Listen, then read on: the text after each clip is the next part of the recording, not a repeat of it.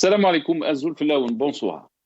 Emmanuel Macron a choqué plus d'un jeudi dernier. Le président français avait convié à l'Élysée 18 jeunes Algériens et franco-algériens avant de faire des déclarations pour le moins inédites. Il s'est notamment penché sur la réduction des visas, mais aussi sur plusieurs autres sujets qui concernent les relations entre l'Algérie et la France. Selon le journal français Le Monde, un dialogue inédit a eu lieu jeudi dernier entre le président français Emmanuel Macron et ce qui a été qualifié comme les petits-fils de la guerre d'Algérie. Durant ce dialogue, le président français a tenu à envoyer plusieurs messages aux vrais dirigeants algériens. Le président français se voulait conciliant, mais cette attitude cachait toutefois une sévérité inédite envers les responsables du régime algérien. Macron a notamment déclaré que l'histoire et les mémoires de la guerre d'Algérie étaient la matrice d'une grande partie de nos traumatismes. Il a ensuite ajouté qu'il y a des souffrances qui ont été tues et qui se sont construites comme étant irréconciliables. Or, je pense irréconciliable. Ensuite, il a continué à parler des relations algéro-françaises. Il n'hésite pas à évoquer une haine de la France.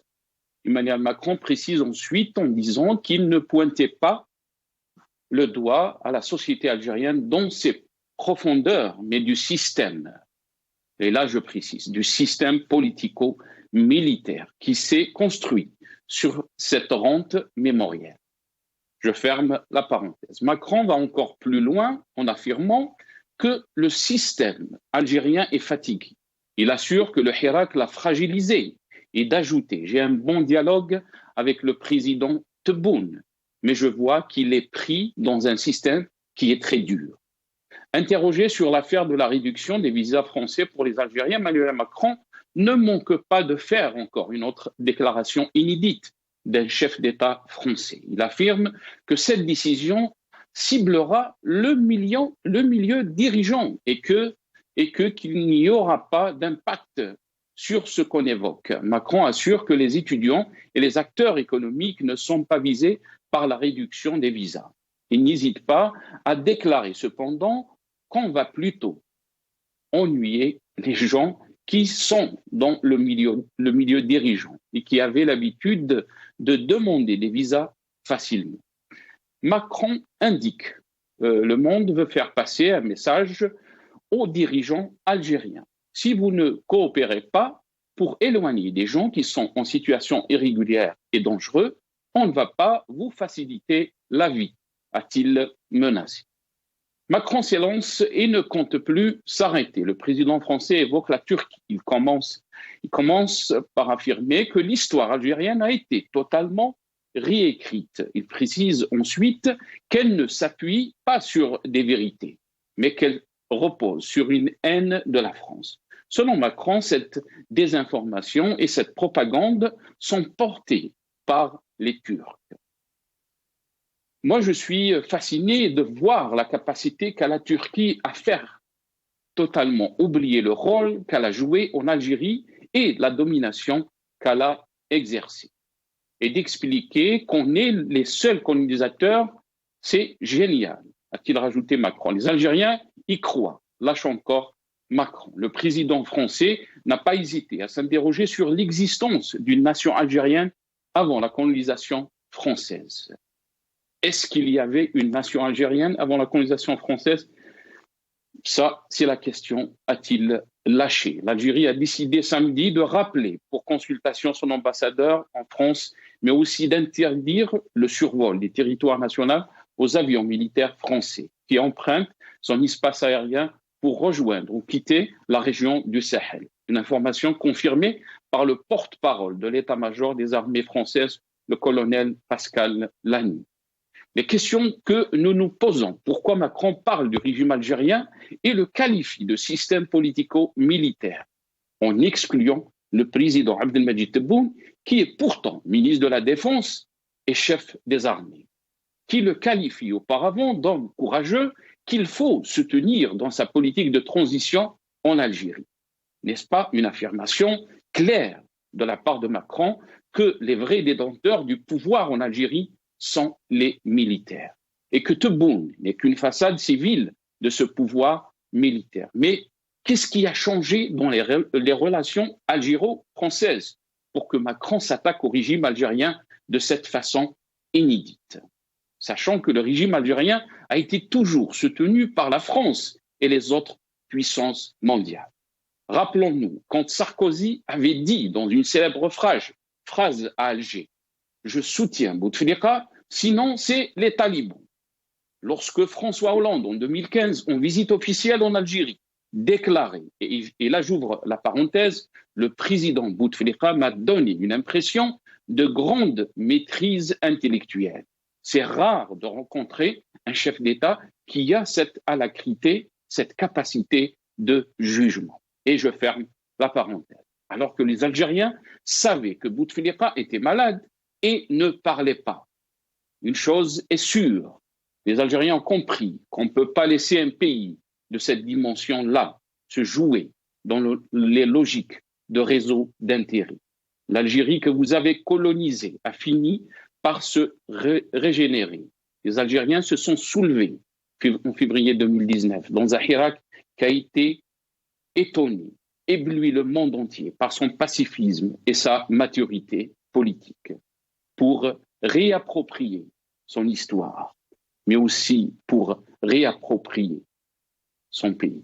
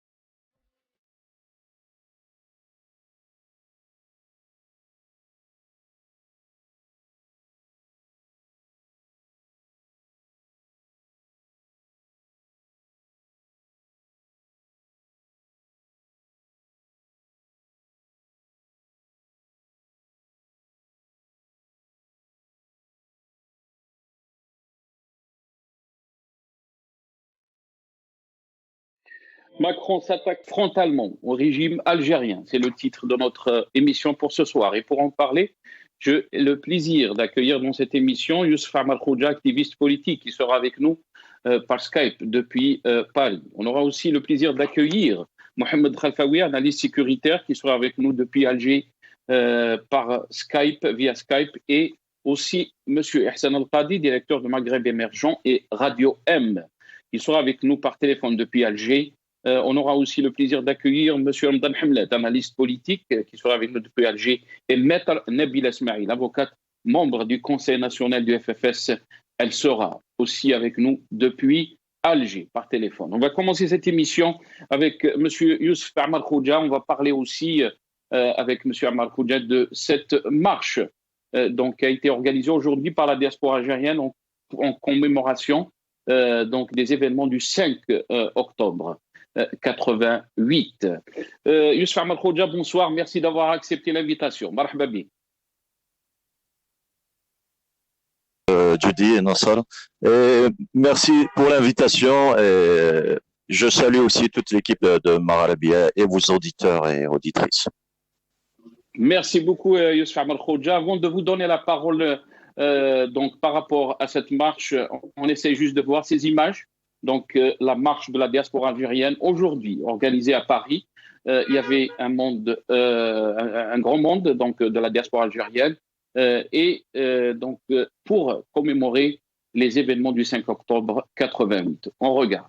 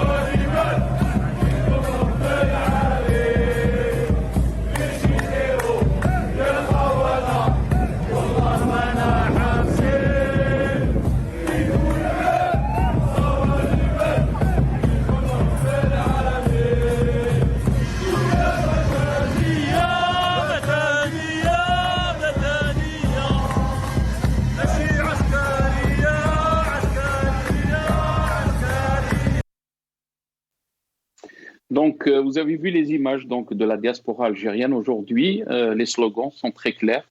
Donc, on a avec nous Youssef Ahmed Khoja. Youssef Ahmed Khoja, qu'est-ce que vous pouvez nous dire par rapport à cette marche organisée par la diaspora algérienne aujourd'hui? Je voulais dire un grand merci à tous les hirakistes qui nous ont joints à la place de la République, malgré les averses qui étaient très menaçantes ce matin. Donc les gens, les Algériennes et Algériens du Hirak sont venus en grand nombre à la place de la République, de toutes tendances politiques confondues. Donc on a vu des démocrates, des laïcs, des gens qui sont plutôt conservateurs. Ça nous a fait beaucoup plaisir parce que le but était, comme annoncé il y a depuis 2 semaines de cela, c'était de galvaniser et d'encourager nos concitoyens au pays pour reprendre leur droit à manifester, leur droit à commémorer aussi le 5 octobre, leur droit aussi à commémorer le 1er novembre, et notamment pour revenir dans ce grand mouvement admirable qui a été le Hirak en 2019. Et malheureusement, la pandémie a mis un frein quand même qui était tout à fait naturel pour la préservation de la santé publique.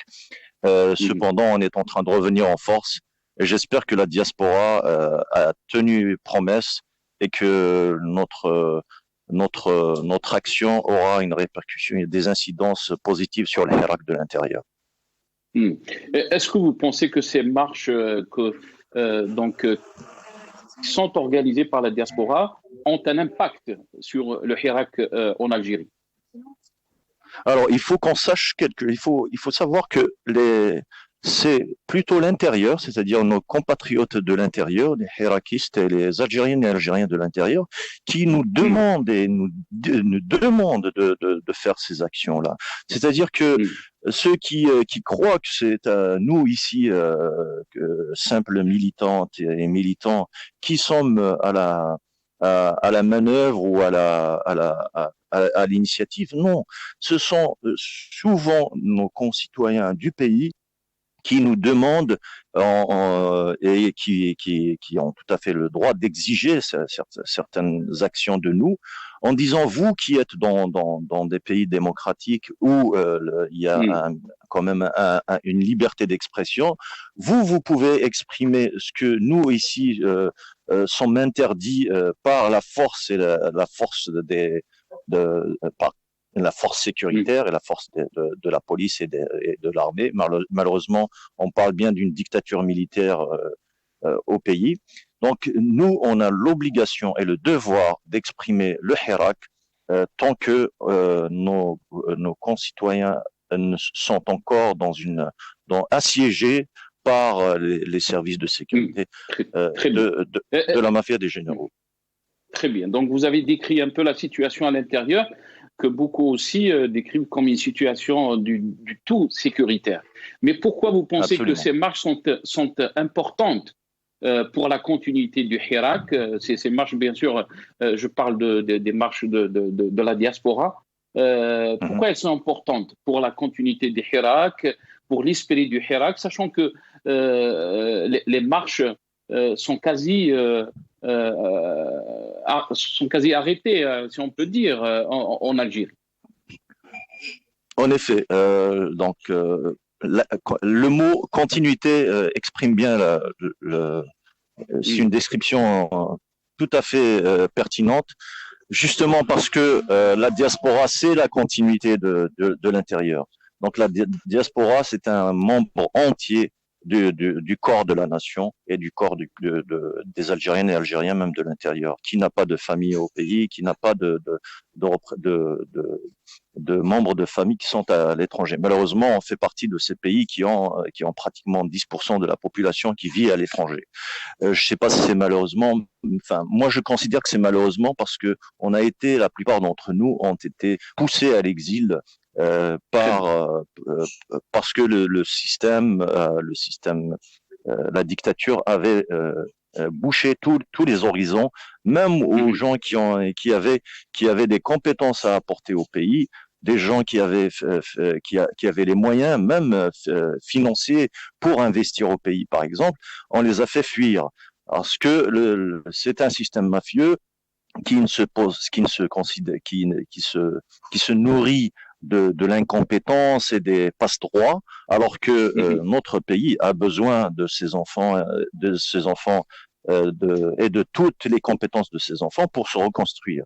Et donc, cette continuité, comme vous dites, Monsieur Judy, c'est vraiment ça le grand mot que je considère important, c'est que, en effet, la diaspora, ce n'est que la continuité de la nation à l'extérieur, et nous sommes en train juste de jouer notre rôle qui nous a été demandé même de l'intérieur, de nos concitoyens à l'intérieur.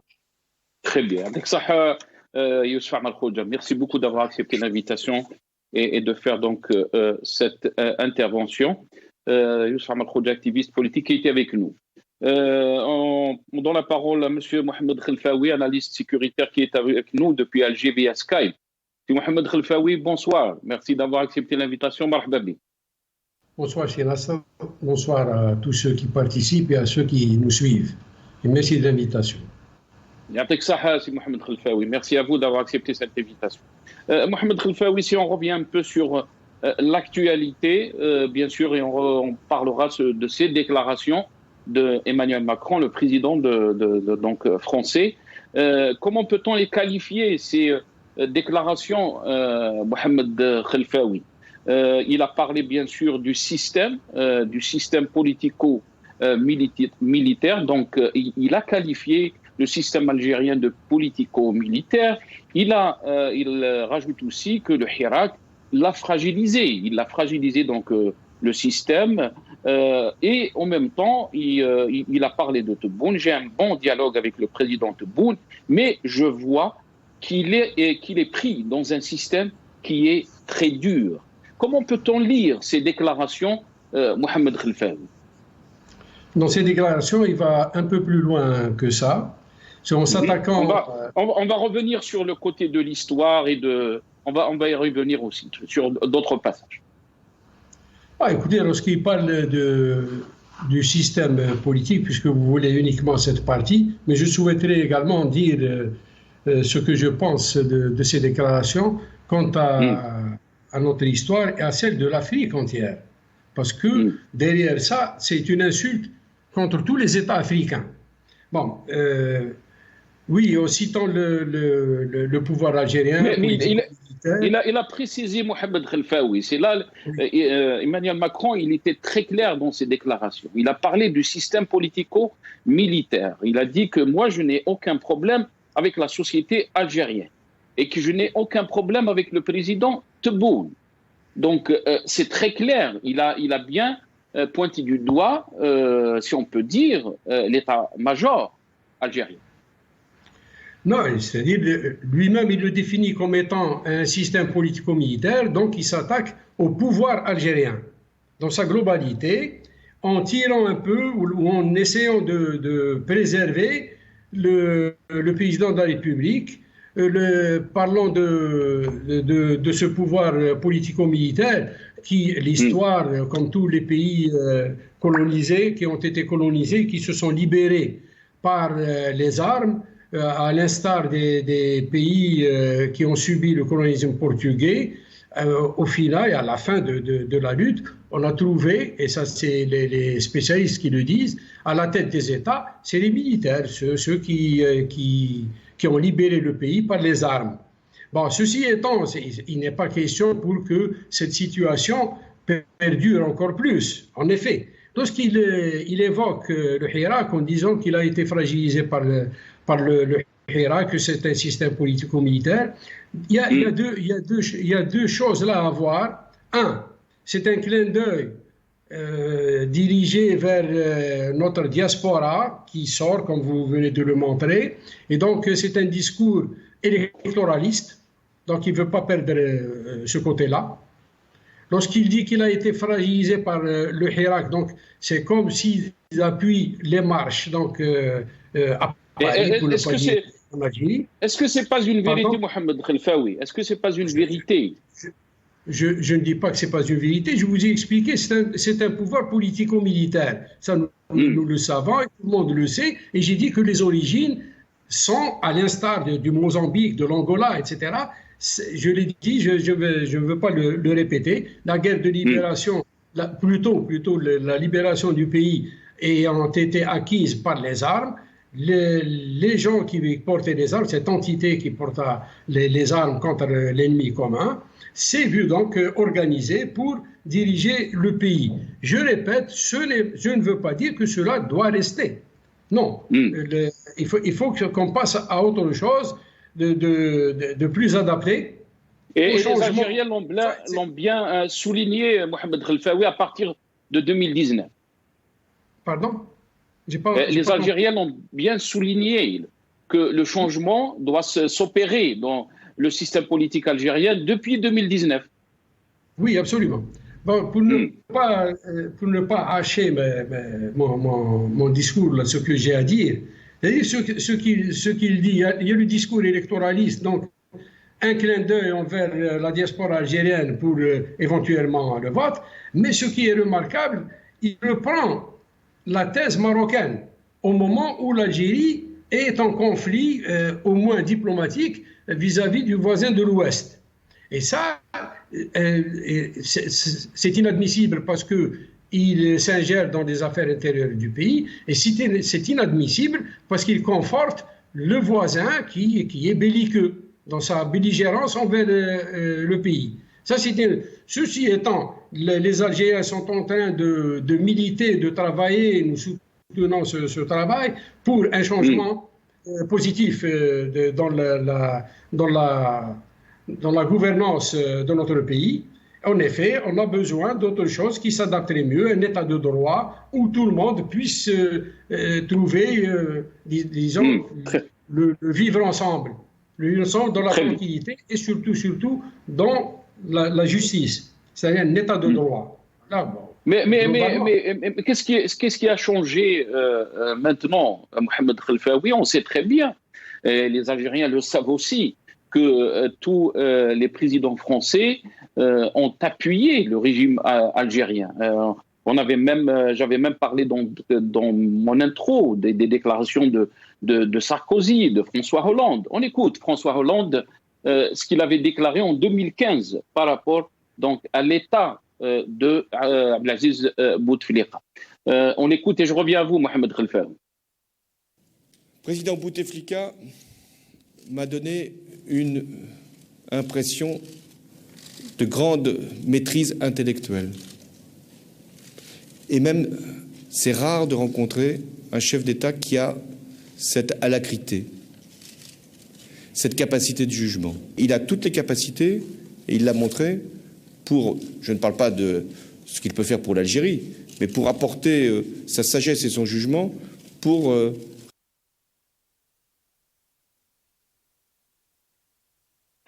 Mohamed Khelfaoui, ça c'était les déclarations donc, de François Hollande en 2015. Et on sait très bien que le régime algérien s'appuie sur la France, sur les autres puissances mondiales. Est-ce que vous pensez que, quand on nous dit, quand Macron parle de ce régime et du régime politico-militaire, est-ce que la France veut se distancier de ce régime et se mettre du côté de Tebboune, parce qu'il a parlé positivement d'Abdelmadjid Tebboune, qu'il a dit qu'il était qu'il était pris dans un système qui est très dur. Non, je ne pense pas qu'il veuille du bien pour l'un ou l'autre. Mais c'est une manière de diviser le pouvoir, de semer un peu le doute dans tout ça, ou de faire une sorte de niveau, un jugement à deux niveaux. Mais c'est surtout, là, c'est l'extrême droite qui avance de manière qui leur fait peur. C'est cette extrême droite-là qui oblige un discours pareil s'il veut se réélire. Lui, son ambition pour un deuxième mandat l'aveugle. Et il s'attaque donc à tout ce qui bouge là-bas, ou à tous ceux qui peuvent voter. Parce qu'il s'est attaqué à l'Algérie et sans avoir perçu, je me permets de le dire, j'ai l'impression que c'est beaucoup plus un homme des finances qu'un homme de la politique, ce monsieur. Alors, il n'a pas distingué entre l'Algérie et le reste. Parce que mais il n'a pas attaqué l'Algérie, Mohamed Khelfaoui. Il s'est attaqué à une partie du régime algérien. Il s'est attaqué à une partie du régime algérien. Non, lorsqu'il dit que la nation algérienne n'existe pas avant la France, bon, s'il vous plaît, il s'attaque à nos origines, il s'attaque à notre fierté, il s'attaque à notre existence, à nos racines. Et il a oublié que l'Algérie s'est appelée Algérie à la fin de ces siècles, donc depuis leur arrivée et un peu du temps des Turcs, mais l'Algérie existait bel et bien, la Numidie centrale, orientale, etc. La Numidie existait et elle avait certains empereurs et certains hauts fonctionnaires, si on peut utiliser ces termes, avec la Rome antique, cette même Rome qui les a colonisés. Il doit poser des questions à Vercingétorix et à ses aïeux. Au moment où l'Algérie faisait face. Très bien, restez avec nous, Mohamed Khelfaoui. Je vais revenir à vous. On a été rejoint par M. Hessel Qadi, directeur de Maghreb Émergent et Radio M, qui est avec nous depuis Alger, et aussi de M. Ramadan Hamnet, analyste politique, qui était avec nous aussi depuis Alger. Hessel Qadi, merci beaucoup, bonsoir, merci d'avoir accepté l'invitation. Marhaba bik, c'est Hessel. Bonsoir à tous les téléspectateurs de Maghrébia. Marhaba. Hessel Qadi, si on revient un peu sur les déclarations de Macron qui ont été vues par le pouvoir algérien comme une atteinte et une ingérence dans les affaires politiques de notre pays. L'ambassadeur algérien a été rappelé, aussi l'interdiction des vols pour l'espace aérien algérien, pour les vols des avions françaises de l'armée française qui opèrent dans le Sahel. Comment vous avez trouvé donc ces déclarations et la réponse d'Alger, Hessel Qadi? Bon, il y a beaucoup de séquences dans ce qui est arrivé. Moi, je pense d'abord que la proximité qu'il y avait entre le président algérien Abdelmadjid Tebboune et le président français Emmanuel Macron était factice, au sens où nous avons des hommes qui appartiennent à des traditions complètement différentes. Abdelmadjid Tebboune appartient à la tradition du système autoritaire algérien, qui n'a pas beaucoup bougé ces dernières années, qui a subi le hirak populaire, mais qui ne s'est pas réformé. Et puis, Emmanuel Macron correspond à une tentative de réforme du capitalisme français suite à une série de crises et à une impasse historique qui s'est notamment vérifiée avec un déclin accéléré de la France et de son influence dans le monde. Et le fait de penser pour Alger d'avoir en Macron un ami, en tous les cas pour Abdelmadjid Tebboune, je pense que c'est une erreur. C'est une erreur parce que Macron est un homme politique d'une nouvelle génération qui n'est pas bien compris par, entre guillemets, le think tank officiel en Algérie. Et autant il a pu sortir des lignes sur la question de la colonisation quand il était candidat et qu'il a annoncé, qu'il a affirmé que la colonisation avait été un crime contre l'humanité, ce qui est quand même une très grosse prise de risque électorale en 2018. Il a fait au moment de sa campagne, il avait fait chez notre confrère Khaled Brani à Alger. Autant le même profil était en mesure de faire ce qu'il vient de faire hier, c'est-à-dire de sortir des lignes.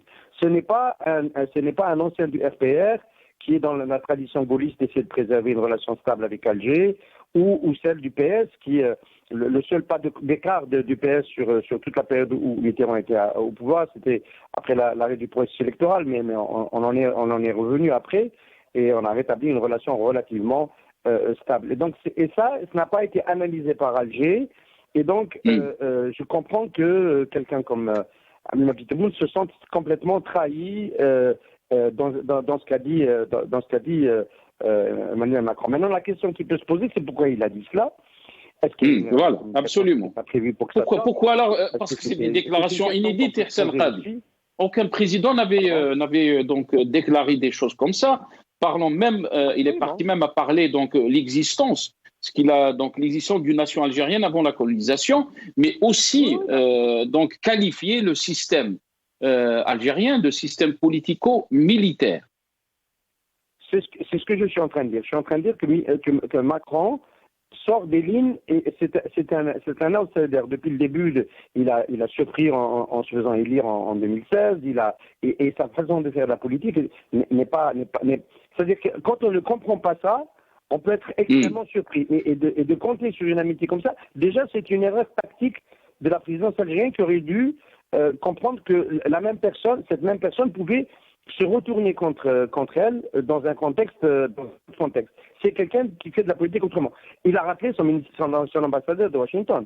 Évidemment, il y a 55 milliards de dollars à la clé avec le contrat des sous-marins australiens, mais ses prédécesseurs ne l'ont pas fait. Et c'est ça qu'il faut comprendre. C'est-à-dire que c'est quelqu'un qui n'a pas peur d'aller dans des crises et des ruptures quand il considère que cela sert, et à ce moment-là, il faut savoir qu'est-ce qu'il est en train, quel est l'agenda qu'il est. Est-ce que vous pensez que c'est une annonce de rupture? Est-ce que vous pensez que c'est une annonce de rupture avec le régime algérien? Non. Je ne pense pas que ce soit une annonce de rupture. Il faut bien comprendre quand même le contexte général. La France, celle de Macron ou celle de celui qui viendra après lui, a besoin de l'Algérie et l'Algérie a besoin de la France. Déjà sur le plan géostratégique, ce sont deux. La France est une puissance en déclin et l'Algérie est un pays qui n'est pas arrivé à émerger. L'Algérie s'est beaucoup affaibli, c'est pas un acteur en Libye, c'est un acteur qui a perdu beaucoup de terrain au nord du Mali. La preuve, c'est que la France est venue le supplanter. C'est un acteur qui n'a pas été reconnu par Trump, qui a donné la souveraineté, entre guillemets, de manière factice, du Sahara occidental au Maroc, comme si l'Algérie et les résolutions de l'ONU n'existaient pas. Et donc l'Algérie est quand même un acteur qui a beaucoup faibli ces dernières années de par l'immobilisme que le président Bouteflika lui a imposé pendant de très très très longues années. Et la France aussi est un acteur vous imaginez qu'aujourd'hui la France est en train de protester contre le pouvoir à Bamako au Mali, contre le fait qu'il utilise les services de Wagner, un acteur russe qui est rentré sur la scène malienne. C'était quelque chose de totalement inimaginable il y a 10 ans. Et donc, le déclin de la France, je peux citer plein d'événements j'ai cité l'accord en Océanie avec l'Australie qui a été blackboulé par les Américains. La France est une puissance en recul. Et donc, je ne pense pas que les deux acteurs aillent beaucoup plus loin dans cette crise-là. Maintenant, quelque part, malheureusement, une fois de plus, je pense Macron a donné une occasion à Bouteflika, j'allais dire, mais bon, c'est toujours un lapsus qui est jamais très loin de la vérité, à Abdelmadjid Tebboune l'occasion d'essayer de créer une union sacrée autour de l'atteinte, etc. Et de ce point de vue-là, je déplore beaucoup que Macron est débordé sur le terrain de l'histoire. Il aurait pu dire j'ai des problèmes pour avoir une relation avec Bouteflika, avec Tebboune, qui soit une relation stable à cause de l'environnement qu'il a autour de lui. Ça, c'est de la politique. À la limite, c'est Binatom. Est-ce que vous pensez que c'est lié, Hassan El-Qadi, par rapport mais d'aller sur le territoire de l'histoire pour dire quelque chose qui, moi, ne me pose pas tellement de problème. L'État-nation, l'Algérie était un État-nation en devenir au moment où il y a eu la colonisation. Tout comme la moitié des États européens, ou les 3/4, en dehors des grands empires britanniques, français et austro-allemands et russes, tout le reste, il y a tous les pays, tous les États-nations, l'Italie, l'Espagne et les pays du Benelux, etc., n'existaient pas au moment, dans la forme actuelle. Les États-nations, c'est quelque chose de moderne qui est né à peu près au XVIIIe, XIXe siècle. C'est pas faire injure à l'Algérie que de dire elle n'était pas telle qu'elle est aujourd'hui au moment où et puis bon, visiblement Macron voulait régler des comptes avec la Turquie. Ça, c'est un débat qui permet à Alger, malheureusement, de sortir de l'essentiel. C'est quoi l'essentiel? L'essentiel, c'est que pour la première fois, un président français rend la tradition de soutien au président au pouvoir en place. Et il a parlé aussi du Hirak, Hassan El-Qadi. Il a dit que le Hirak a fragilisé ce système. Oui, mais c'est la moindre des choses que de reconnaître que le Hirak a changé complètement la donne. Aujourd'hui, on ne peut absolument plus rien faire sans prendre compte des revendications exprimées par le Hirak. C'est dans le préambule de la Constitution, malheureusement illégitime parce qu'elle a été quasiment votée par personne le 1er novembre 2020. L'actuelle Constitution, dans son préambule, elle parle évidemment du Hirak comme étant le point de départ d'une nouvelle époque de politique de l'Algérie. Évidemment que le Hirak a précarisé le système, mais le système refuse de l'admettre et continue aujourd'hui de créer. Quand on a quelqu'un comme Ramtan Lamam à la tête de la diplomatie algérienne et qu'on accumule des ruptures avec le Maroc d'abord, aujourd'hui une crise sans précédent avec la France, bon, après tout, il y avait, au départ, c'est une crise consulaire. On peut considérer que c'est juste une crise consulaire. C'est-à-dire qu'il y a des refoulés qu'il faut, des personnes qui doivent être rapatriées et qu'il faut prendre en charge. Pourquoi la diplomatie algérienne n'arrive pas à confiner cette crise-là dans ce périmètre et lui éviter de prendre cette dimension totalement... Mais c'est les déclarations, Hassan El-Qadi, les déclarations aussi sur ce sujet de Emmanuel Macron, qui avait déclaré que la réduction des visas français pour les Algériens est une autre déclaration inédite, si on peut dire. Elle affirme que le milieu dirigeant, elle va toucher donc le milieu dirigeant, et qu'elle n'y aura pas d'impact sur les étudiants, sur les acteurs économiques, et de dire on va plutôt ennuyer les gens qui sont dans le milieu dirigeant, qui avaient l'habitude de demander des visas facilement. Est-ce que c'est pas ça qui a déclenché un peu, si on peut dire aussi, cette crise de visa? La déclaration, à mon avis, a dû faire mal, mais le problème, c'est encore une fois, moi, en tant que journaliste, je m'interroge sur la communication de la présidence française. Est-ce que c'est quelque chose qui était réellement destiné à sortir? Parce que c'est quand même assez violent. Et est-ce que vraiment c'était assumé? Est-ce qu'il n'y a pas eu une fuite organisée? Est-ce que c'est quelque chose qui n'aurait pas dû sortir? Et ils sont dans l'embarras, mais ils peuvent toujours démentir. Le problème, c'est que, bon, visiblement, c'est pas possible de démentir parce que c'est factuel et c'est établi. Absolument. Évidemment, après, c'est dit dans un but électoraliste franco-français. C'est-à-dire que, bon, on ne croit pas une seule seconde que les services consulaires français à Alger vont pouvoir organiser un système discriminatoire qui va plutôt bloquer les enfants de la nomenclature algérienne, les enfants des officiers, les hauts officiers de l'ANP et des hauts responsables politiques, ou eux-mêmes d'ailleurs, dans leur demande de...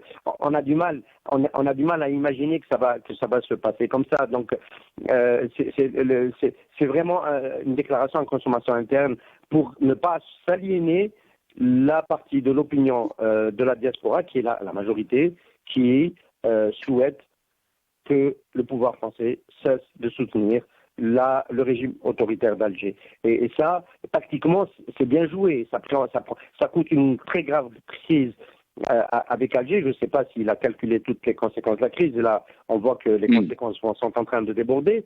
Mais sur le plan électoral, avec ce qu'il a fait le coup d'avant, c'était plus, il avait plus fait un geste en direction de la droite, l'extrême droite.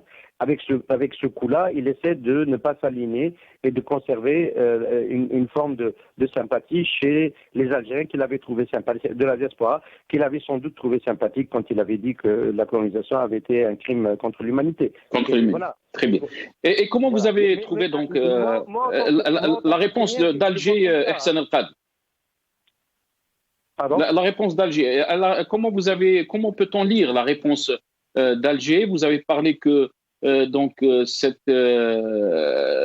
déclarations de Macron vont être, si on peut dire, récupérées par le régime, donc pour parler donc de l'unité. Comment vous avez trouvé donc la réponse des pouvoirs algériens par rapport à cette affaire? Bon. Alors, stratégiquement, il y a 4-5 grands dossiers sur lesquels les arbitrages sont en suspens depuis plusieurs mois. Il y a des dossiers où des intérêts économiques, on va dire plutôt européens, mais dans lesquels il y a des intérêts français, sont en ballottage avec des intérêts asiatiques dans lesquels les intérêts chinois sont primaires. Il y a la transition énergétique, il y a la filière automobile, l'importation et l'assemblage.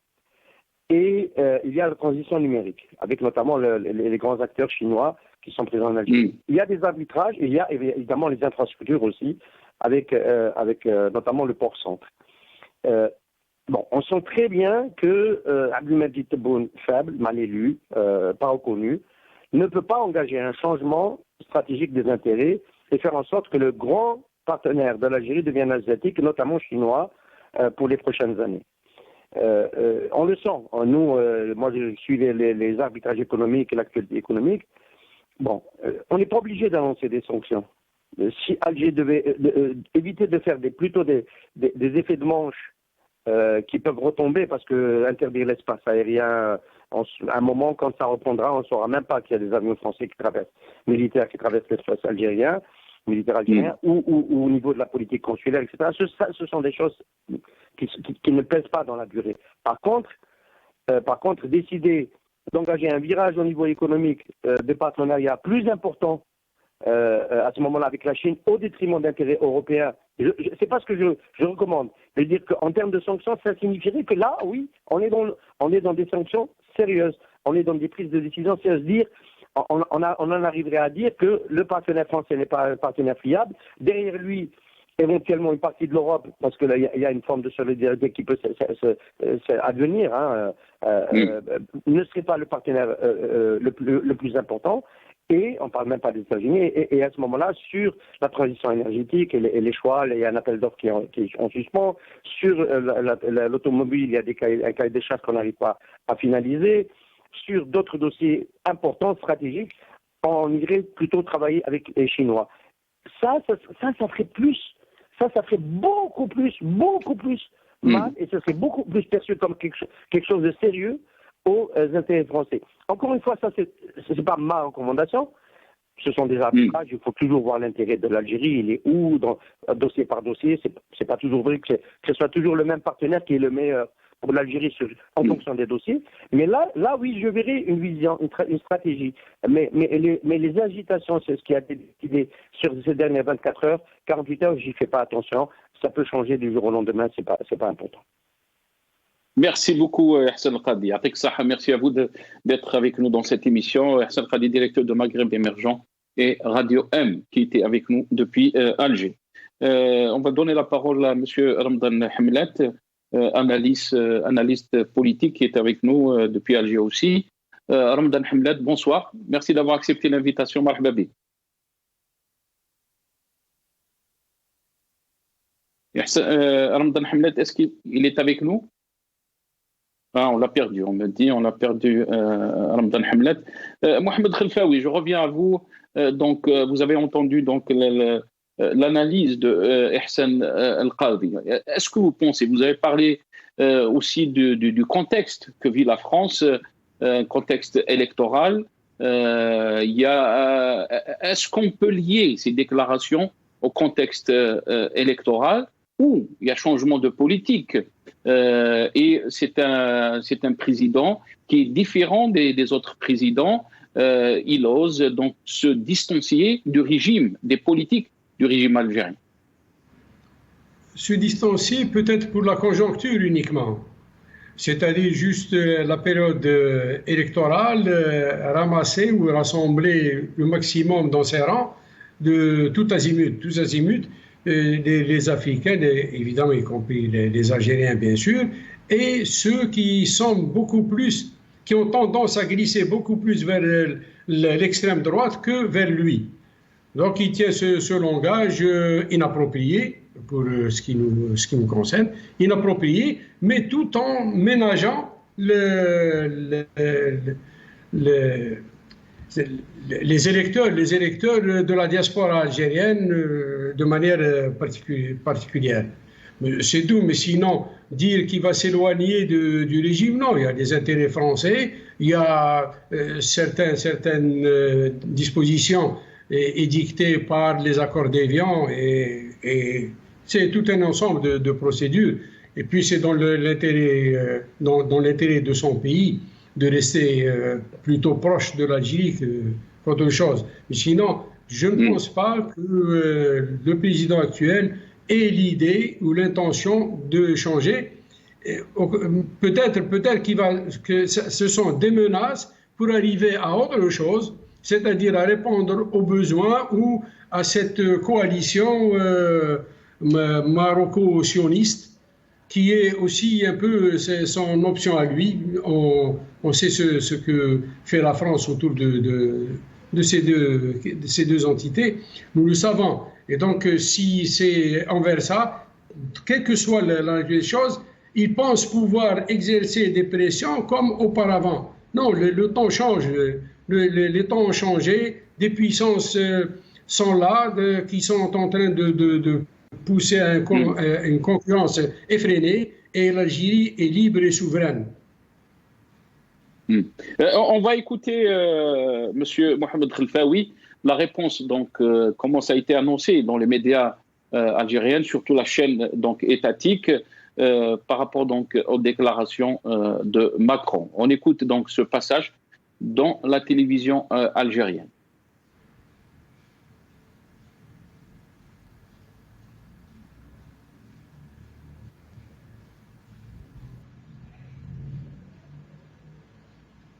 أعربت الجزائر أمس عن رفضها القاطع للتدخل غير المقبول في شؤونها الداخلية عقب التصريحات غير المفندة التي نسبتها العديد من المصادر الفرنسية لرئيس الجمهورية الفرنسية حسب بيان لرئاسة الجمهورية.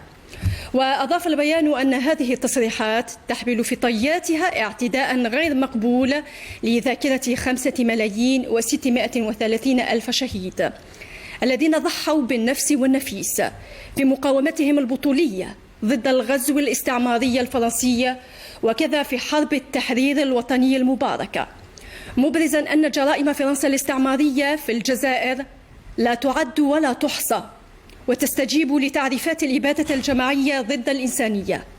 فهذه الجرائم التي لا تسقط بالتقادم لا يجب أن تكون محل تلاعب بالوقائع وتأويلات تخفف من بشاعتها. واعتبرت رئاسة الجمهورية أن نزعة أصحاب الحنين للجزائر الفرنسية والأوساط التي تعترف بصعوبة بالاستقلال الكامل الذي حققه الجزائريون بنضال كبير يتم التعبير عنها من خلال محاولات غير مجدية لإخفاء فظائع ومجازر ومحارق وتدمير قرى بالمئات من شاكلة واقعة أورادور سورغلان والقضاء على قبائل من المقاومين، وهي عمليات إبادة جماعية متسلسلة لن تنجح المناورات المفاهيمية والاختصارات السياسية في إخفائها. من جانب آخر فإن التقديرات السطحية والتقريبية والمغرضة المصرح بها بخصوص بناء دولة الوطنية الجزائرية وكذلك تأكيد الهوية الوطنية تندرج في إطار مفهوم هيمنة مبتذل للعلاقات بين الدول، ولا يمكن في أي حال من الأحوال أن تكون متوافقة مع تمسك الجزائر الراسخ بالمساواة السيادية للدول حسب البيان نفسه. هذا التدخل المؤسف الذي Mohamed Khelfaoui, comment vous avez trouvé la réponse d'Alger et des autorités algériennes par rapport donc à ces déclarations de Macron? Est-ce que vous pensez que le pouvoir, comme ça a été dit par Ihsan Qabi, va exploiter, si on peut dire, donc ces déclarations et pour toujours aller dans la logique de l'unité nationale, du danger de l'extérieur, de l'ennemi de la main étrangère. Quelle est votre lecture par rapport à cette réponse? Il y a deux parties dans la réponse. La première partie, elle est un peu rituelle, c'est-à-dire elle revient souvent. On revient à la guerre, le chouhada, etc. C'est pour, disons, peut-être unifier tout le monde autour du pouvoir, rappeler la révolution, les hommes et les femmes tombés au champ d'honneur, quel que soit les armes à la main ou autrement. Et c'est un discours connu. Et il y a la deuxième partie qui, en effet, rappelle, elle relance, où elle rejette encore une fois cette hégémonie des anciens colonisateurs sur les autres pays. Il y a eu une indépendance. Le reste, vous avez déstructuré les sociétés essaient de se reconstruire. Malheureusement, avec vos coups d'État, le preuve en est ce renard, Paul Renard, ou je ne sais comment il s'appelle, qui était ce mercenaire, avec le mercenaire d'ailleurs, il faut monter les coups d'État. On se rappelle comment est mort Idriss Déby, un mois après qu'il ait déclaré que c'est la France qui lui a changé la Constitution et ce n'est pas lui. Donc, un mois après, Déby est enterré. Donc, après avoir déstructuré, ils ont continué après les indépendances. Ils refusent que les pays, l'Afrique de manière générale, les pays, les anciennes colonies, malheureusement, c'est douloureux de dire, disons les anciens pays occupés par leurs canons et leurs mercenaires, ils continuent à avoir la même mise sur ces pays parce que ces pays qui cherchent à prendre leur destin en main leur font peur. Ils craignent justement que ces sociétés prennent leur destin en main parce qu'ils vont justement se débarrasser de cette même mise du colon, cette même mise qui permet la surabondance pour leur société, pour leur peuple, au détriment des peuples de l'Afrique ou du monde de manière générale, anciennement occupés. Voici je partage tout à fait la deuxième partie du discours. La première étant une introduction qui rappelle des choses, c'est ressassé, c'est connu. Malheureusement, c'est dire qu'on n'a pas encore chez nous d'autres éléments qui vont nous rassembler pour un avenir meilleur, pour un combat plus réfléchi, pour un combat plus pertinent, pour avancer, s'adapter et avancer pour faire face justement à ce genre de personnage. Très bien. Restez avec nous, Mohamed Khelfaoui. On a été rejoint donc par Maître Nabila Smaïl, avocate et aussi membre du Conseil national du FFS, qui est avec nous depuis Alger. Nabila Smaïl, bonsoir. Marhaba bik. Bonsoir, marhaba bikoum, et merci de m'avoir invité. Merci à vous d'avoir accepté l'invitation, Maître Nabila Smaïl. Maître, comment peut-on donc lire les déclarations de Emmanuel Macron, bien sûr, qui ont fait réagir le pouvoir algérien, les autorités algériennes, il a pointé du doigt que le système algérien était un système politico-militaire, mais aussi il avait parlé que Tebboune, il avait dit qu'il était courageux auparavant et qu'il avait dit qu'il y avait un bon dialogue avec le président Tebboune, mais je vois qu'il est pris dans un système qui est très dur. Qu'est-ce que vous pouvez nous dire par rapport à ces déclarations, Maître Nabila? Vous savez, chacun d'entre nous a écouté, a suivi avec beaucoup d'attention cet épisode encore houleux qui pourrait occuper encore les esprits pendant une semaine ou deux pour trouver autre chose, pour détourner complètement détourner le sujet, détourner toutes sortes de revendications. Parce que après le Maroc, maintenant c'est la France. Mais moi, je répondrai à vos questions en posant beaucoup d'autres questions. D'abord, la première question, c'est à quelle génération appartient Emmanuel Macron? Ça, c'est d'une. De deux, comment a-t-il osé franchir ces lignes qui étaient dans le passé très préservées des deux côtés, du côté français comme du côté algérien, parce qu'il y avait des intérêts, ce qu'ils appellent, eux, les causes de l'État. Bien les raisons d'État. Alors ça c'est de deux, la question la plus importante, c'est pourquoi Emmanuel Macron a-t-il reçu ces 19 jeunes à l'Élysée pour un déjeuner et un café? Pourquoi a-t-il choisi de véhiculer de tels messages et de telles lettres à l'adresse du pouvoir algérien, de les véhiculer à travers une génération qu'il a appelée génération post-indépendance? Il ne faut pas oublier que dans ses propos, il avait dit « Cette guerre, nous ne l'avons pas connue. Cette guerre, on ne l'a pas fait. Nous, on doit se projeter dans l'avenir. » Ça, c'est très important parce que non seulement il essaye de contenir le Hirak qui est transféré en France, il essaye aussi de dire au pouvoir algérien après avoir pompé votre gaz, vos richesses, maintenant, je vais pomper dans la ressource humaine et dans la matière grise, parce qu'il ne faut pas ignorer qu'il y a plus de 300 000 étudiants cadres qui sont installés en France. Et il ne faut pas oublier aussi que ces 300 000 étudiants cadres, médecins, ingénieurs, ont été formés par l'Algérie. Et chacun d'entre eux a coûté pas moins de $1 million du cycle primaire jusqu'à l'université. Ils ont étudié gratuitement pour aller travailler en France et faire... Mais Nabila Ismail, c'est de bonne guerre parce que ces pays, ils essaient de servir les intérêts de leur pays. Donc, ces dirigeants, ils essaient de servir les intérêts du pays. C'est pas la faute de Macron. Si un étudiant n'a pas de perspective en Algérie, n'a pas d'avenir, et il va en Europe. J'arrive, laissez-moi terminer. Donc, s'il choisit de tenir de tels propos et de s'adresser comme ça à ces jeunes-là pour leur dire, bon, je vous ai compris, nous sommes pratiquement de la même génération, oui, Tebboune est bien gentil, c'est mon ami, mais il est pris en otage dans un régime militaro-politique. Ça, c'est ce que le Hirak a toujours dit.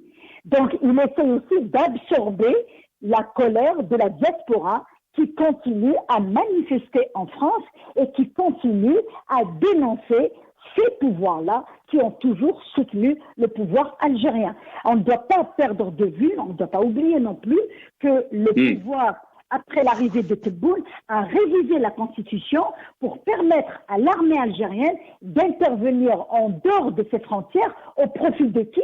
Au profit de la France. Maintenant, on me dit, ils ont pris la décision d'interdire le survol du sol algérien. Mais pourquoi aller vers des solutions aussi extrêmes? Bien que moi, je salue cette décision, parce que la terre algérienne et l'Algérie a toujours été une terre de paix, pas une terre de guerre. Elle n'a jamais encouragé les guerres à l'extérieur. C'est une armée qui protège le pays et qui ne s'attaque pas à d'autres pays. Donc ça, c'est une bonne chose dans la mesure où le pouvoir reprend ses idéaux du passé, mais, je dis bien, mais c'est une menace Parce que dans son long discours, ou dans les propos qui ont été rapportés par Le Monde, il a dit aussi quelque chose de très intéressant. C'est quand il a parlé de cette histoire de visa pour dire que ce n'est pas la jeunesse ou les hommes les hommes d'affaires qui vont souffrir de ça, mais c'est les dirigeants qu'il a complètement dénoncés en disant qu'ils ont toujours eu l'aisance de venir et d'avoir leur visa. Mais moi, j'invite Macron d'abord à rapatrier l'argent qui est chez lui. J'invite Macron à demander à ces dirigeants qui ont mis tout l'argent spolié au trésor public de l'inviter à demander à ces gens-là d'où est-ce qu'ils ont ramené cet argent. J'invite Macron à dire ne venez plus investir chez nous ou acheter de l'immobilier chez nous, mais Macron travaille pour son peuple. Il travaille pour l'intérêt de son pays. Et j'irai plus loin. Il y a beaucoup de menaces dans le message de Macron. Parce que quand Macron vous dit vers la fin de son message, quand il vous dit « il est temps de réécrire l'histoire en arabe et en tamazight pour que tout le monde connaisse l'histoire », ça veut dire qu'il peut parler comme ça parce que tant que nos archives sont encore détenues par la France, on ne peut pas être à l'aise et dire que nous avons cette souveraineté qu'on essaie de nous faire dire. Alors quand j'écoute le commentaire de l'ENTV sur tout ça, moi j'aurais bien voulu écouter ce commentaire quand ils ont gardé le dossier médical de Bouteflika qui est resté hospitalisé je ne sais pas combien de temps à Val-de-Grâce, quand les Français savaient plus comment allait notre président que les Algériens eux-mêmes. Donc, moi, je pense que cet excès de langage, de démonstration de force, il y a un qui est dans une logique électorale, donc il y a une colère à absorber, il y a une extrême droite à écarter, il y a une menace parce qu'il y a de la colère en France, mais moi je dirais une chose. Je pense que on pourrait aussi parler de la décision qui a été rendue par la Cour internationale qui vient d'annuler les contrats passés entre le Maroc et l'Espagne en ce qui concerne la commercialisation des biens du Sahara occidental. Vous savez, nous sommes dans une autre ère où les pays qui se respectent ne peuvent plus soutenir ouvertement des dictatures.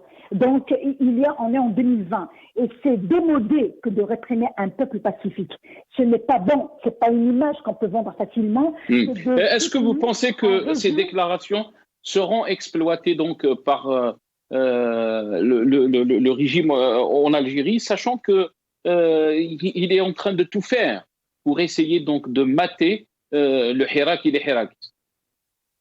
Bien sûr qu'il va l'exploiter parce qu'il fait tout pour détourner l'attention sur le vrai problème qui est les revendications politiques du peuple algérien, qui est les libertés individuelles et les libertés collectives qui sont tout le temps réprimées. Donc nous avons un Macron qui essaie de blanchir l'image de Tebboune, qui dit être son ami et pris en otage, et nous avons une surexploitation de ces propos, et nous avons un véritable... ils essayent d'éviter le vrai message qui passe à travers son discours. Parce que le vrai message, c'est que vous ne voulez pas rapatrier vos jeunes Algériens. Vous ne voulez pas leur donner les laissez-passer pour les reprendre. Eh bien, moi, je vais vous pourrir la vie. Et ça me touche. Ça me touche parce que l'Algérie que j'aime, l'Algérie en laquelle je crois, et c'est pas du populisme, je suis pas en train de vendre quelque chose, je suis en train de dire ce que je pense. Mon Algérie à moi, à laquelle je crois et pour laquelle je me bats, ne mérite pas qu'un jeune président légitimement élu vienne me menacer et dire je vais vous pourrir votre vie, même s'il s'adresse au régime, parce qu'il est vrai qu'il ne s'adresse pas au peuple. Il est vrai qu'il ne s'attaque pas à l'État algérien, il s'attaque à des dirigeants qui restent sûrs à ces revendications, notamment celles qui concernent la Haraga. Il ne faut pas oublier qu'ils sont submergés de Haraga et devant le silence des autorités algériennes, à condamner, à rapatrier, à s'asseoir autour d'une table pour régler ce problème, ils choisissent soit de couper les relations, soit de condamner et de surcondamner, parce qu'aujourd'hui j'ai vu le représentant du FLN qui condamne, du MSP qui condamne, du RND qui appelle à prendre des mesures. Les mesures, quand je lis sur Algérie Part que l'ancien ministre des Moudjahidines est installé à Paris, moi j'ai envie de crier, de dire arrêtez cette surenchère. Le peuple algérien n'a pas besoin de tuteurs pour lui apprendre ce que c'est que le nationalisme, ce que c'est que l'amour de la patrie. Est-ce que vous pensez qu'on est dans la logique, quand il y avait le feu Gaïd Salah, on avait vu donc cette Badissia Novembaria qui n'a pas arrêté. Tout d'un coup, après, elle a donc disparu. Est-ce que vous pensez qu'elle va réapparaître encore? Elle a réapparu, ne vous inquiétez pas, elle est en train d'occuper la télé. Mais moi, ce qui devrait occuper la télé, c'est la misère du peuple algérien, c'est ses revendications pacifiques. Vous savez, nous avons un peuple qui a forcé l'admiration de la planète entière. Et nous avons un régime qui continue à jouer la carte de l'histoire et la carte de la révolution, de la guerre de libération pour réduire le peuple en un peuple mineur qu'on attaque encore. Mais personne ne nous a attaqués. Vous savez, quand ceux qui ont fait la guerre ont écrit des livres pour parler de l'indépendance confisquée, pour parler du clan de Oujda, pour dénoncer la prise par la force, le coup d'État de 62, tout ça, c'est pas la France qui l'a fait, même si la France a toujours soutenu ces régimes-là. Mais aujourd'hui, Macron a compris que ce mode de fonctionnement ne marche plus avec le monde d'aujourd'hui. Macron a compris qu'il y a un dialogue à changer, qu'il y a une façon de faire qu'il faut changer et qu'il y a des droits et des libertés qu'il faut respecter. Le pouvoir algérien considère que l'Algérie est dans une vase clos et que personne ne sait ce qui se passe. Or, les violations des droits élémentaires, droit de manifester, droit de parler, droit d'écrire, droit de militer, tous ces droits-là sont écrasés, sont bafoués, bien que la constitution de ce même régime les garantit. Donc, qu'est-ce que va gagner Macron à la veille d'une élection présidentielle devant des adversaires qui ont trouvé une carte à jouer et qui ont trouvé une carte qui est facile à vendre? Qu'est-ce qu'il va gagner en continuant à soutenir le régime alors que lui, il a trouvé d'autres partenaires? Parce que ces États-là travaillent pour leur peuple. Ils ne travaillent pas, ils ont soutenu l'Algérie tant qu'ils avaient ce qu'ils voulaient. Mais là, maintenant, la situation des droits de l'homme interpelle tous les États. Il ne peut pas y avoir de partenariat économique s'il n'y a pas de stabilité, de respect des droits de l'homme. Donc, la France est en train de voir que l'Algérie n'est pas un bon partenaire économique parce qu'il y a une crise interne que le pouvoir refuse de régler pacifiquement autour d'une table. Reste avec nous, Nabil Esmaïl. Reste avec nous maintenant, Nabil Esmaïl. On va essayer de finir cette émission sur une autre question aussi. Donc, la revue de Al-Jaish qui est apparue aujourd'hui et on peut lire dans l'édito de la revue Al-Jaish, donc dans son dernier numéro, effectivement, et là j'ouvre la parenthèse, l'Algérie est une force de frappe et ceux qui doutent ou refusent de le croire n'ont qu'à les verser des larmes devant le mur des lamentations de leurs amis. L'Algérie est une force de frappe ne constitue pas seulement des paroles destinées à la consommation médiatique ou de la poudre aux yeux, comme certains partis hostiles à notre pays tentent de le vendre à l'opinion publique, mais une réalité palpable, tant à l'intérieur à travers la mise en œuvre des premiers jalons de la nouvelle Algérie. Mohamed Khelfaoui, qu'est-ce que vous pouvez nous dire par rapport donc à ce dernier numéro de la revue Al-Jaish? Vous avez entendu un peu ce qui a été écrit dans cette revue, dans cet édito. Dans cet édito, il essaie de conforter le discours du président, qui est ministre de la Défense, que l'Algérie est une force de frappe, mais il s'adresse, vous l'avez entendu, enfin vous l'avez lu, il s'adresse surtout aux voisins belliqueux pour lui dire que c'est une vérité et que ce n'est pas une consommation. Vous savez, franchement, sur ce passage précis, ce sont des phrases, je ne sais même pas comment les commenter. C'est une vérité, on le souhaite, on veut bien, mais qu'est-ce qu'il veut dire à travers ça? Franchement, j'ai pas, peut-être, je ne vois pas où ce qu'il veut en venir. Est-ce que vous pensez donc, on est toujours dans cette continuité dans cette logique de continuité donc, du raisonnement du régime, qui montre tout le temps donc, que notre pays est visé, qu'il parle toujours de l'ennemi, mais aussi qu'il parle d'une réalité que beaucoup d'Algériens ne comprennent pas, une réalité qui n'existe pas, un contraste, on peut dire, entre ce que dit le régime d'un côté et la réalité que vivent les Algériens de l'autre côté. Oui, si vous me parlez un peu du côté économique ou là du mal-être en Algérie, des problèmes des jeunes, du chômage, etc. En effet, quelle est cette puissance régionale d'où partent pratiquement tous les jours des centaines de jeunes à travers la mer, ils arrivent ou ils n'arrivent pas, de l'autre côté. C'est vrai, c'est quoi cette puissance régionale?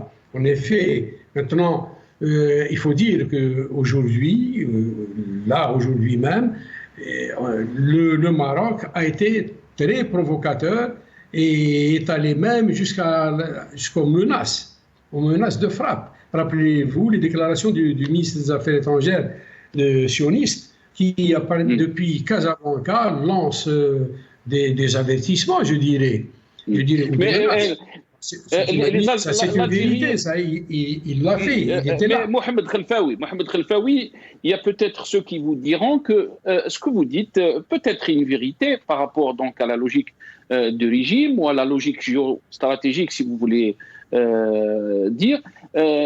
L'Algérie a coupé donc ses relations avec le Maroc suite donc à ce que vous avez dit, mais a aussi interdit donc le vol de son espace aérien aux avions marocains. Donc on a vu une réaction qui était très forte, Mohamed Khelfaoui. Mais on n'a pas vu la même réaction quand il s'agit donc des déclarations de Macron qui encore pose des questions sur l'existence même de notre pays. Bon, il y a une réaction, on comprend pourquoi il a dit ça. Et, bon, vous me direz peut-être que l'interdiction du vol par les avions militaires français, ça a toujours été comme ça. Pour qu'un avion militaire traverse l'espace aérien d'un pays quelconque, il demande l'autorisation de survol qu'il peut avoir comme il peut ne pas l'avoir. Donc aujourd'hui, on est revenu au système classique, comme tous les pays du monde.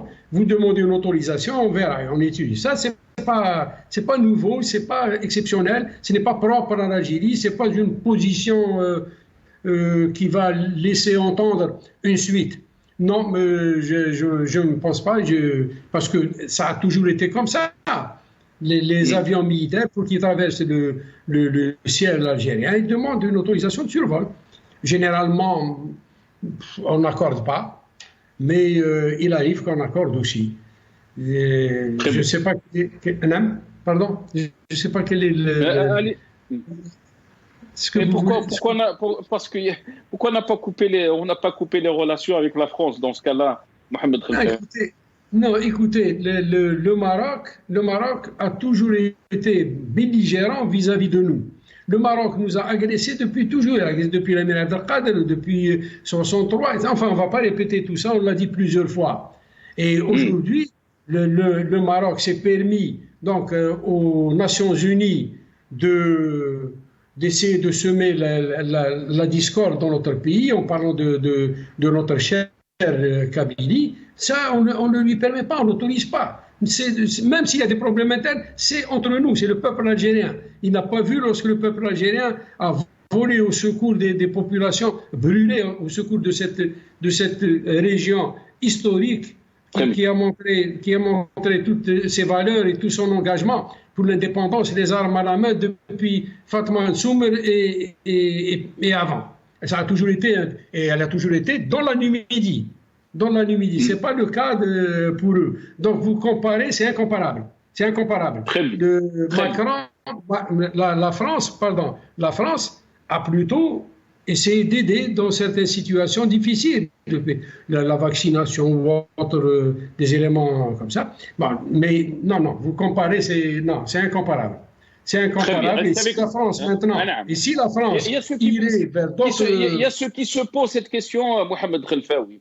Restez avec nous, Mohamed Khelfaoui. On va donner la parole à Nabila Smaïl. Nabila Smaïl, donc, dans le dernier numéro de la revue Al-Jaish, et là, on peut lire « L'Algérie est une force de frappe et ceux qui en doutent ou refusent de la croire n'ont qu'à aller verser des larmes devant le mur des lamentations de leurs amis. » Et on peut lire aussi que les jalons de la nouvelle Algérie sont en place et que tout va bien. L'Algérie, c'est une force de frappe. Qu'est-ce que vous pouvez nous dire, Laurent Nabila Smaïl? Bon, la revue de Jaish est une revue qui est destinée à l'institution militaire. Elle est distribuée dans toutes les institutions administratives. Donc, elle n'est pas le peuple ou le citoyen n'a pas accès à cette revue. Maintenant, que la revue reprenne les propos de Tebboune dites à l'occasion de la rencontre avec le Wali, en tant que chef ministre de la Défense, ça c'est en interne, mais l'article est destiné pour qui? Bon, il est destiné au Maroc. Moi, je dirais que ce que Macron a dit est beaucoup plus grave. Parce que Macron a remis en question même l'histoire de l'Algérie. Il s'est érigé en donneur de leçons et il a même provoqué les décideurs, les vrais tenants du pouvoir. Donc, pourquoi il n'y a pas eu le même traitement qu'avec le Maroc, bien que le Maroc aussi a commis des impairs, a dépassé des lignes rouges. Mais moi, je dirais une chose, c'est que la revue de Jaish est une revue d'une institution qui doit être loin de tout ça. L'armée doit être loin de tout ça. L'armée doit s'occuper de la sécurité du pays. Elle doit s'occuper à préserver le territoire, le sol algérien, le peuple algérien. Pourquoi chaque fois qu'il y a un problème politique ou un problème diplomatique ou un problème qui doit se régler sur un plan diplomatique, pourquoi on implique toujours cette armée qui est une armée populaire, qui appartient au peuple. Le peuple a mal de voir qu'à chaque fois qu'il y a quelque chose qui ne va pas, on vient nous mettre l'armée devant comme si on cherchait à l'innocenter. Mais le peuple n'a jamais eu de problème avec son armée. Il a un problème avec un système basé sur un état-major qui décide de tout, qui désigne le président et qui s'ingère dans la question politique. Maintenant que vous me disiez que le titre, je vais Kouavariba, mon Dieu, mais Kouavariba qui n'arrive pas à assurer son autosuffisance alimentaire, Kouavariba qui n'arrive pas à assurer les médicaments aux cancéreux, Kouavariba qui voit toute cette matière grise qui sont sa jeunesse, qui est sa force de frappe, quitter et partir sur le Bahar,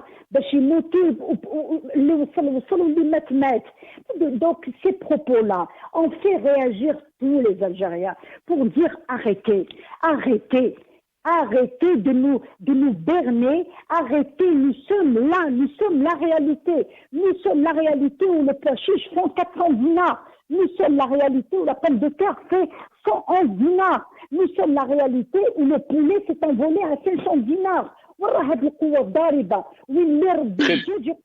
J'ai acheté l'aliment, je me suis ruiné en achetant l'aliment. Donc arrêtons, libérez cette Algérie, libérez cette énergie, libérez les jeunes. Très bien, restez avec nous Nabila Smaïl, on va en finir parce qu'il ne me reste pas beaucoup de temps. Très rapidement, Mohamed Khelfaoui, 30 secondes à vous et à Maître Nabila Smaïl.